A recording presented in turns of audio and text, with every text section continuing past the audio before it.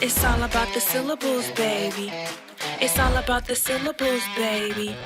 It's all about the syllables, baby. Time to become a syllable division lady. Welcome back to another video. Hi there. My name is Dr. Allison Parker. I am the syllable division queen, and I'm on a mission this year to get to know 1,000 new mothers to help you help your kids decode tricky words. I want to be your reading coach. I want to be your support person to help you because 2/3 out of all readers are struggling. And we have to close this reading achievement gap. Before we can close a gap, we need to know why we have a gap.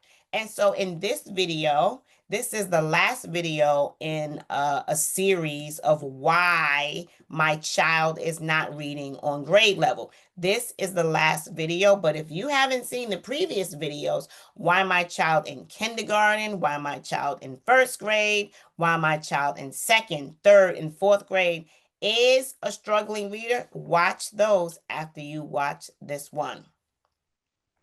I want to encourage you to stick with me to the end because not only am I identifying why kids are struggling, but I have 3 solutions to offer you.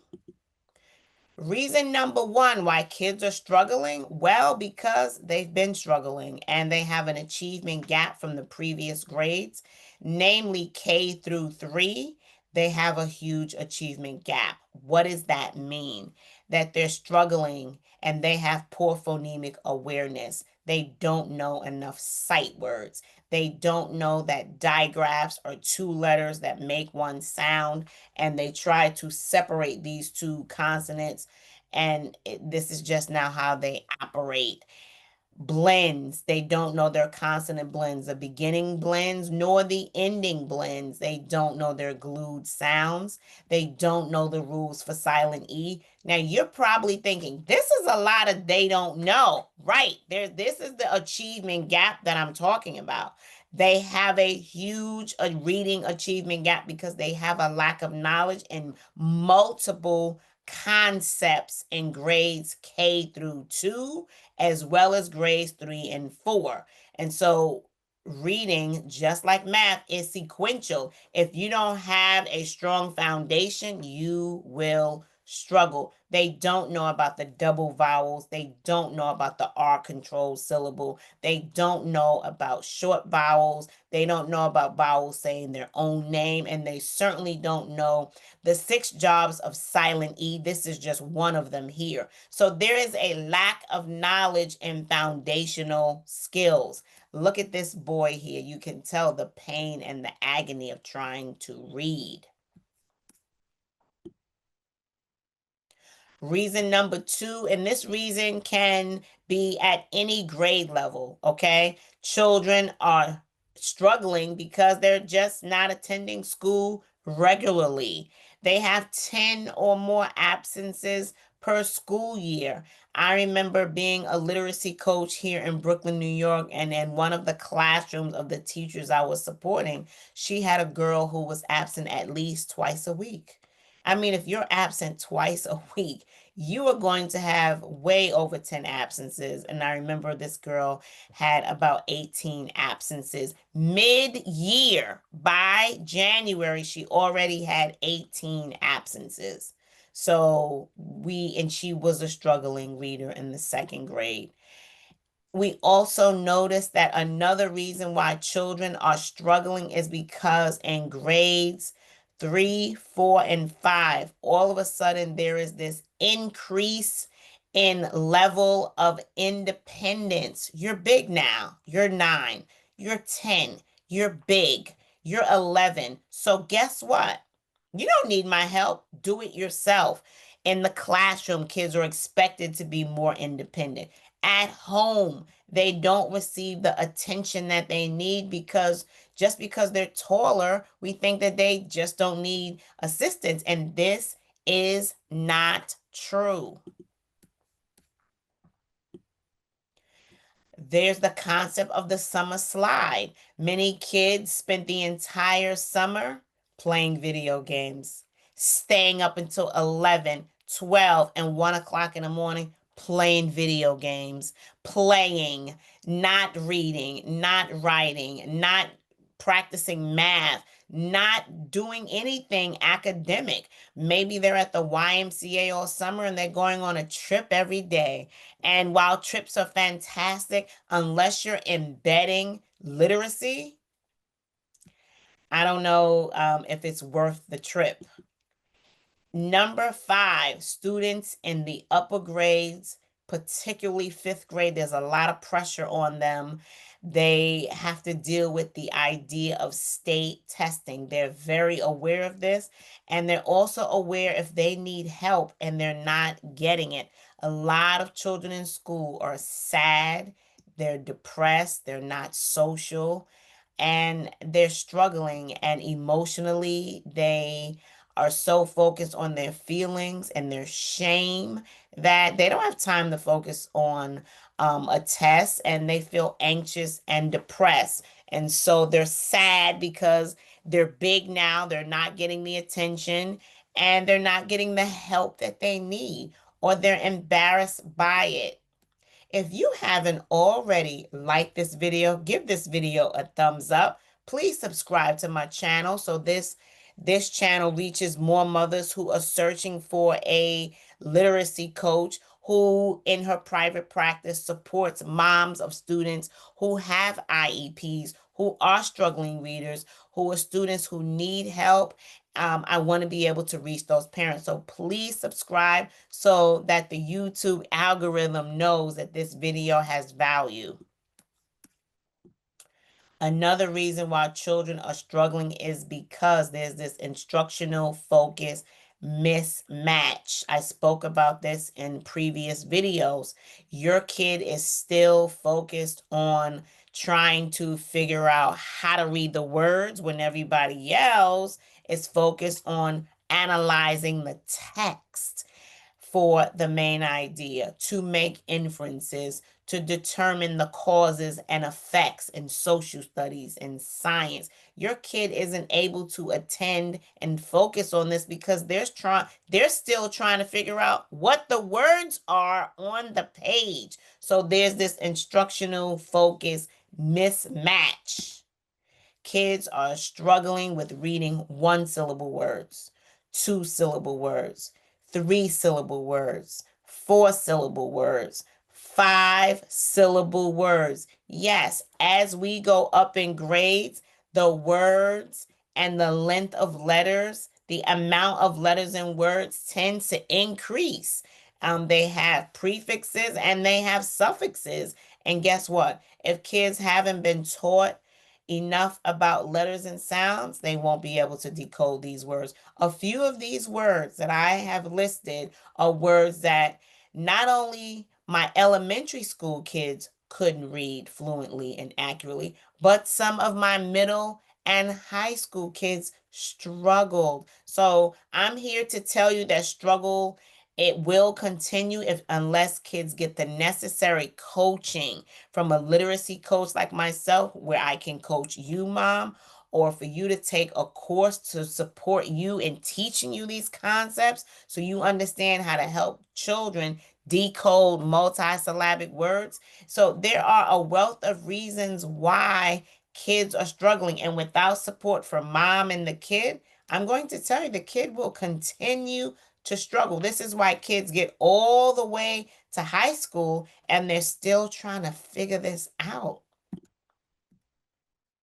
Children who are struggling also struggle because no one taught them about soft C. Soft C says S, and in this case, it says S right here, right here, right here, and right there. But unless somebody points this out to you, kids are just not aware and they struggle to read these long multisyllabic words. Same with the cousin. I call the cousin soft G. Soft G is another concept that kids have to learn in grades 2 through 12 because if they don't, they will not be able to read these words if no one points out when G says J.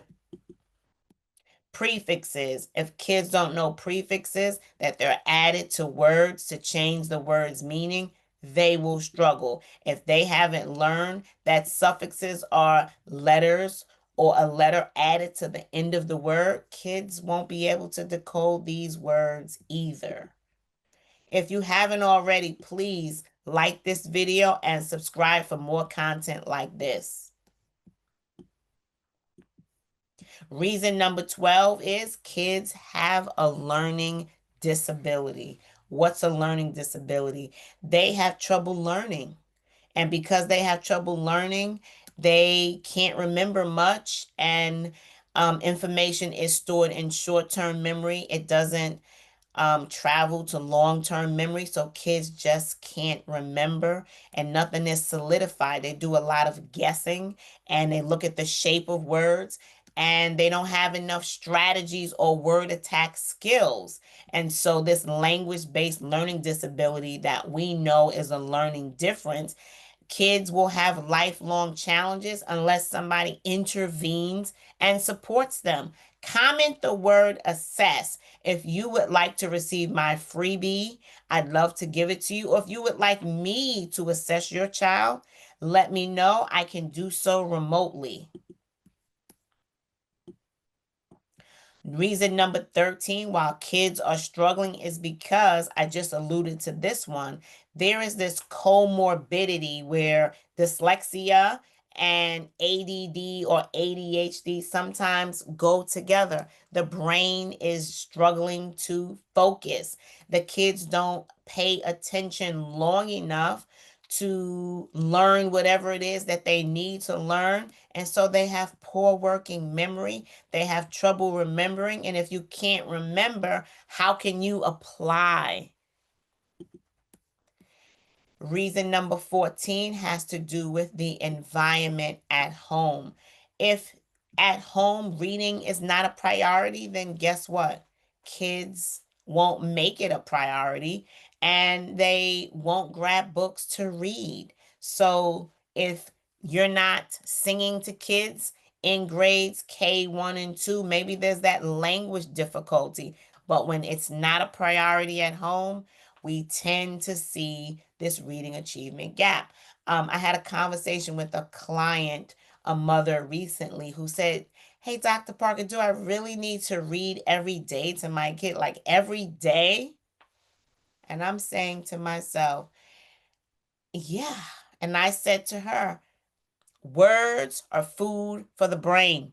If we don't give kids the food that their brains need, and we're not nurturing learning with kids, building that habit, and that habit that reading is fun and we're getting value out of this text or this poem, this comic book, this mystery book, this recipe book. There are all sorts of books. So if we're not borrowing books from libraries, we're not buying books, we're not giving books to our kids as gifts, we're not prioritizing literacy at home, kids are usually struggling readers in this case. Now, number 15 can occur at any age and any grade where there's trauma at home, where kids are living in fear. And I listed what I call the D's.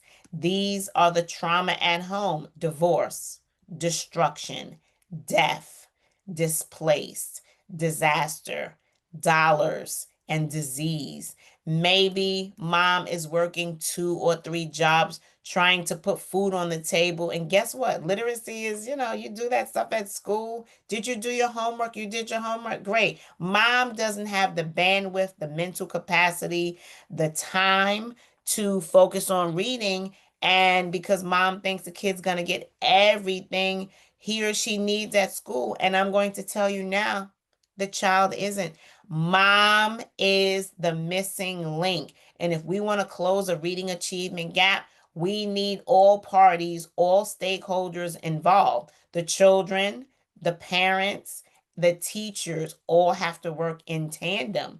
So if you have trauma at home, yeah, the kids are not going to be focused. When my dad died when I was in the 6th grade, that had a negative impact on me academically. So I understand these D's.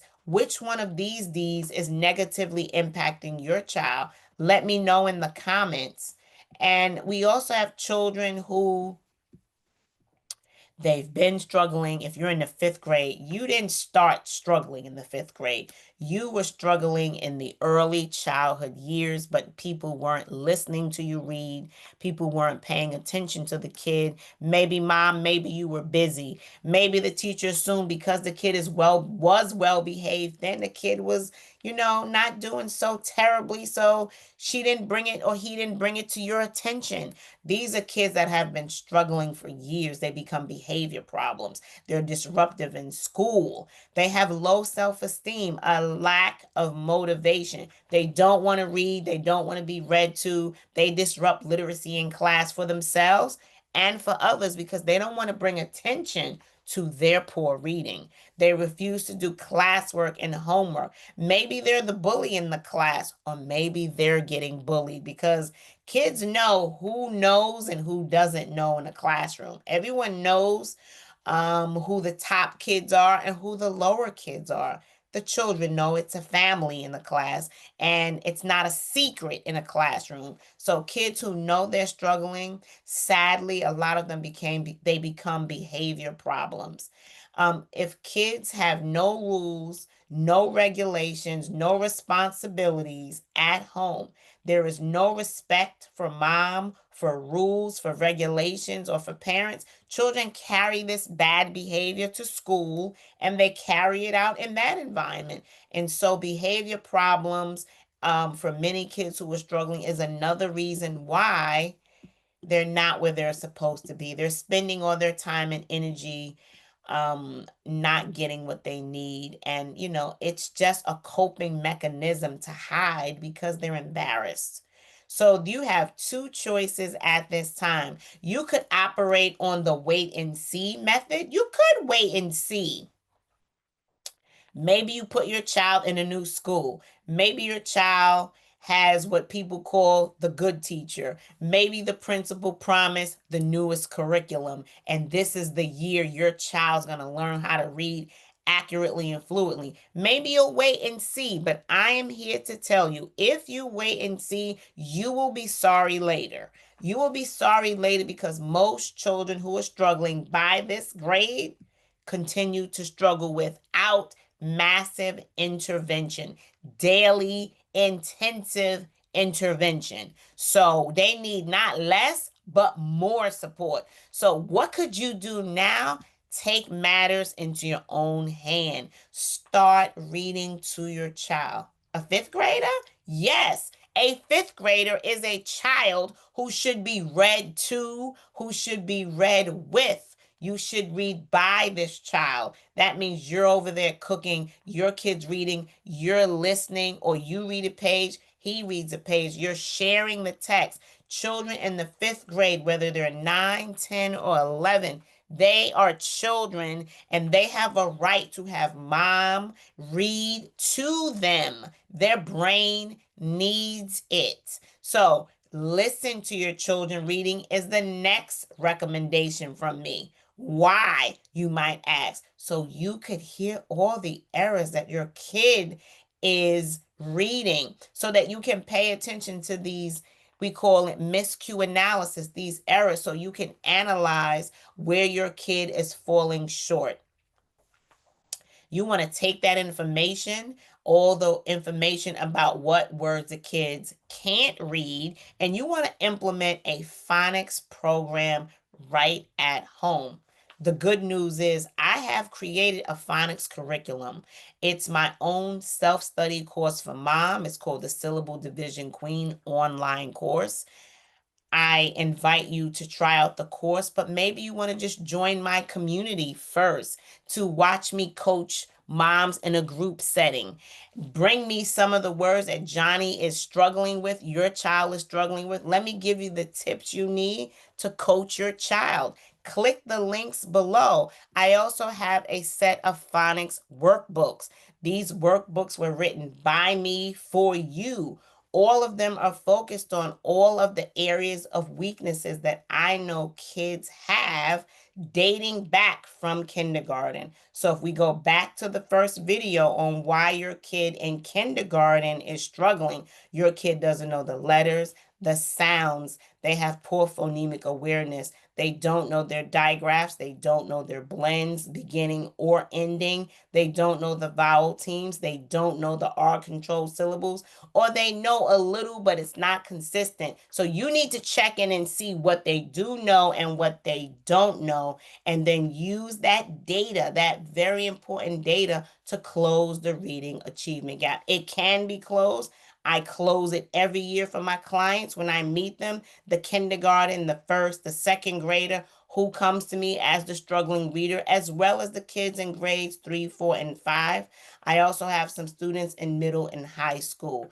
I'm Dr. Allison Parker. I am the syllable division queen, and I'm on a mission to help more moms also become syllable division queens, because syllables are these chunks of letters that kids struggle with in words. And if we teach them how to decode them, they will become rock star readers. I look forward to seeing you in the next video. If you haven't already done so far, please like this video, subscribe for more content like this, and click the notification bell so you can be notified about my next video. Ciao for now.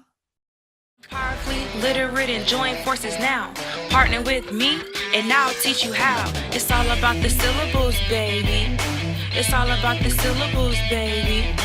It's all about the syllables, baby. Time to become a syllable division lady.